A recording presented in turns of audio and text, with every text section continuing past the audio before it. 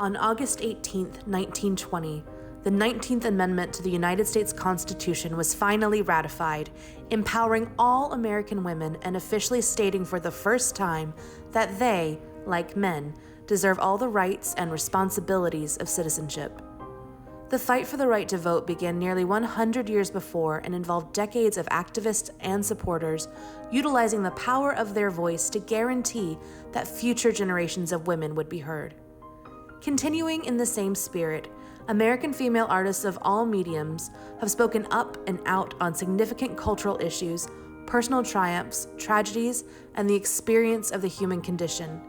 Through their creative expression, these artists utilize emotions, talent, personal experiences, and strong points of view that impact the viewer, invoking empathy, understanding, and at times change.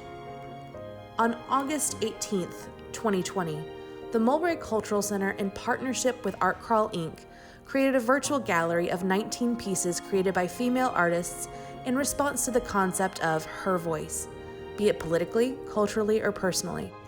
A few of the featured artists were gracious enough to virtually join me for interviews to further explain their work. I invite you to listen and enjoy the artists of Her Voice.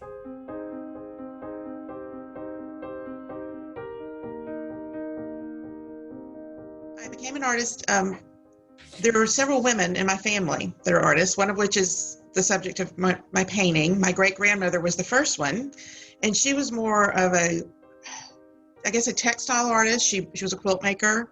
She was a crocheter. She was a tatter. From there, my mother is a stained glass artist. My daughter is a professional ballerina. So we all are a little right brain dominant creative group. So I was around creative people from day one and encouraged to move in that direction, explore a different medium, try everything. So that's how I became an artist.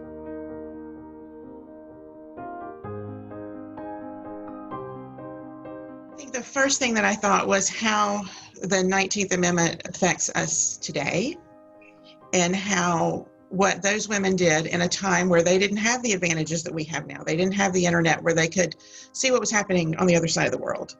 They were in their community, and it was coming from one to another, and it was growing that way. And how were they able to accomplish what they accomplished?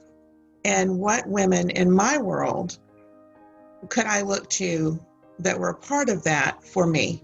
Who were the groundbreakers for me? Who started what I would consider to mold the person that I am? So that's where my brain immediately went back kind of to your first question. How did I become the person that I was? How did I become an artist? And my great-grandmother was the first creative person that I knew. Every time I went into her home, there was something to do, something that we were playing with that we didn't realize we were creating something at the time. What strong women were in my world, because those strong women affected all of us. So that's where my piece came from.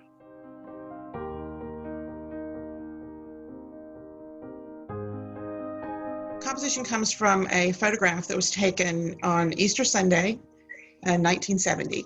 And that is the front steps of what was my great-grandmother's home at the time. It's no longer in existence, unfortunately. And they were sitting there waiting for everyone to come for the day, to gather their family. And so when I started thinking about them and how they affected me, I started actually looking through old things, and I ran across that photo. And for both of them to be sitting there with the light hitting them on that Sunday morning, it spoke to me, and that I wanted people to see them and see their strength and their joy, even though their life had not been easy and what they'd been through. So I think that's what I wanted them to see. I wanted them to see their beauty in their everyday surroundings, and what we saw when we drove up, and the joy in their face and the welcome that was always there.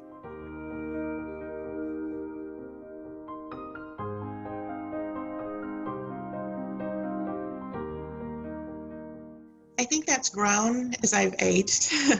I started out, I got my degree in University of South Alabama in Mobile, Alabama, in commercial design and painting.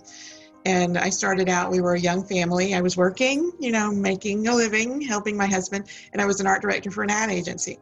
So I was doing all the fun things that come with that, car ads, commercials, the non-exciting part, but it paid the bills.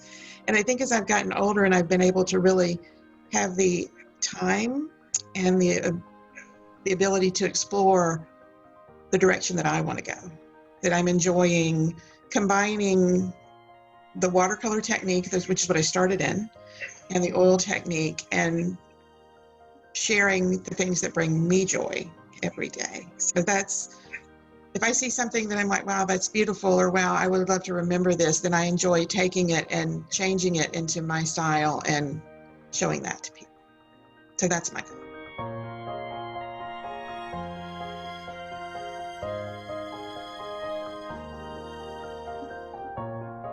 What an exciting time they have coming.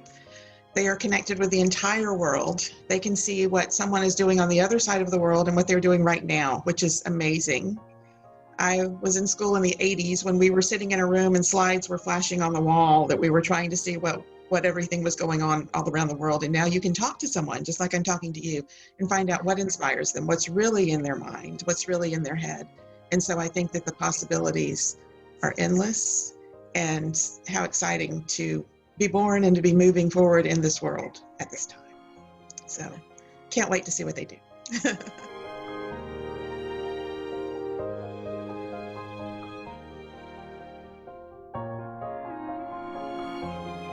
I have a website, CynthiaWalston.com, which my daughter helped me build. Thank you, Sarah. So I'm still learning about all the virtual things, but we are getting out there and hopefully doing more shows when we can all see each other again and talk in person in this area. So I'm located in Lutz, which is a suburb north of Tampa. So I'm pretty close to you guys. So check me out online, or hopefully I will see you in person soon.